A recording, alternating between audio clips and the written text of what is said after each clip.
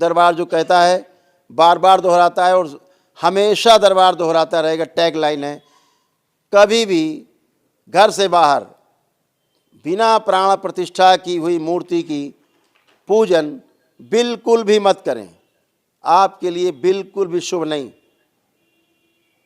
हमारे देश के सभी ऋषि मनीषी, यहाँ तक कि हमारे शंकराचार्य जी भी,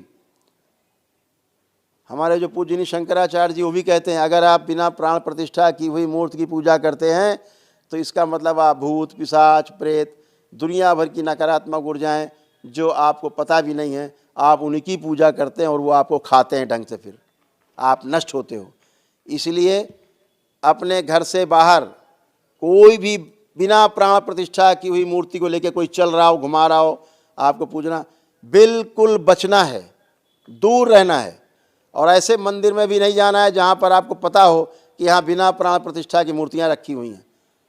बिल्कुल अच्छी ऊर्जा नहीं, नकारात्मक ऊर्जा है, और यही आप कर करके नष्ट हुए हैं। झाड़ फूक, टोना टोटका, जादू टोना कर करके आप नष्ट हुए हैं, आपको तमाम रोग और कष्ट बने हैं। इनसे बचिए। ये सब बिना प्राण प्रतिष्ठा किए हुए स्थान हैं जहाँ वैदिक रूप से प्राण प्रतिष्ठा नहीं की गई है, इनसे बचना है। कुछ लोग चिल्लाना चाहते हैं, हल्ला मचाना चाहते हैं, उन्हें मचाने दीजिए।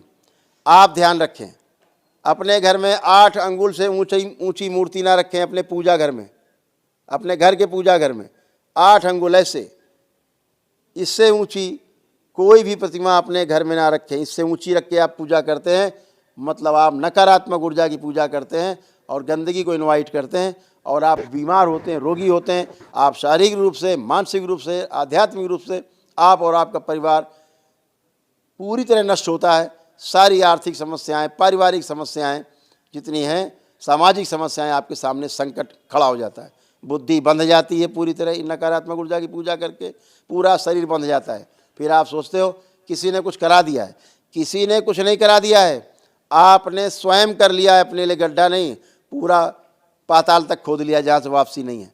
ये तो कहीं आप भाग्यशाली हैं कि आपको भगवान भोलेनाथ और माता कामाख्या की कृपा प्राप्त हुई है, क्योंकि आपके अंदर कुछ सत्कर्म हैं आपके किए गए, जो आपको दरबार से जोड़ते हैं, भोलेनाथ से जोड़ते हैं, माँ से जोड़ते हैं।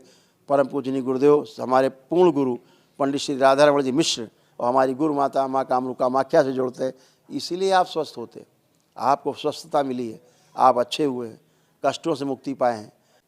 आपके साथ देवी देवता हों, ईश्वर हों, आप उनकी पूजा आराधना करते हों, इस पूरी पृथ्वी पे नहीं, पूरी सृष्टि पे हैसियत नहीं जो आपको तंग कर सके।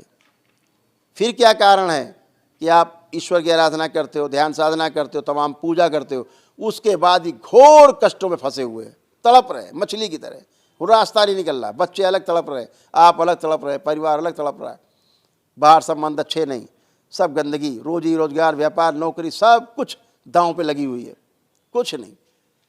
तो ये सारा क्यों होता है? इसलिए होता है कि आप नकारात्मक ऊर्जा की पूजा कर रहे होते हैं, सही मान करके गलत की पूजा कर रहे होते हैं, इसलिए आप तमाम कष्टों में आते हैं। और यही कारण है कि दरबार में आप आते हैं केवल एक दिन में ही, केवल सही की भगवान भोलेनाथ और माता कामाख्या की, शिव और शक्ति की एक दिन की आराधना का फल है, एक दिन के वैदिक अनुष्ठान का फल है कि आप पूरे के पूरे आप यहाँ स्वस्थ होते हैं और परिवार के लोग आपके घर में स्वस्थ होते हैं। जितने साध्य रोग हैं सब नष्ट हो जाते हैं, बचते ही नहीं। ये क्यों हो जाता है? क्योंकि सही की पूजा करते हैं आप। जो असाध्य रोग होते हैं, दरबार उनके लिए आपको एक दिवसीय अलग से अनुष्ठान कराता है, एक दिवसीय महाहवन जो बिल्कुल निःशुल्क है। जो परिवार के असाध्य रोगी सदस्य हैं, यदि ईश्वर के यहाँ से उनके श्वास से शेष है, उनकी उम्र शेष है, निश्चित रूप से वो भी तमाम रोगों कष्टों से बाहर निकलते हैं, स्वस्थ होते हैं। आप देखते हो तमाम लोग आईसीयू में रहते हैं, वेंटिलेटर पर रहते हैं, निकल आते हैं बाहर 2 दिन में, घर पहुंच जाते हैं। डॉक्टर घोषणा कर चुका होता मर जाएगा 2 घंटे में, 2-2 साल 3-3 साल से जिंदा हैं, मस्त हैं, अच्छे हैं। तो ये सारे रोग कष्ट आपकी प्रार्थना संकल्प मात्र से जाते हैं। नमः शिवाय।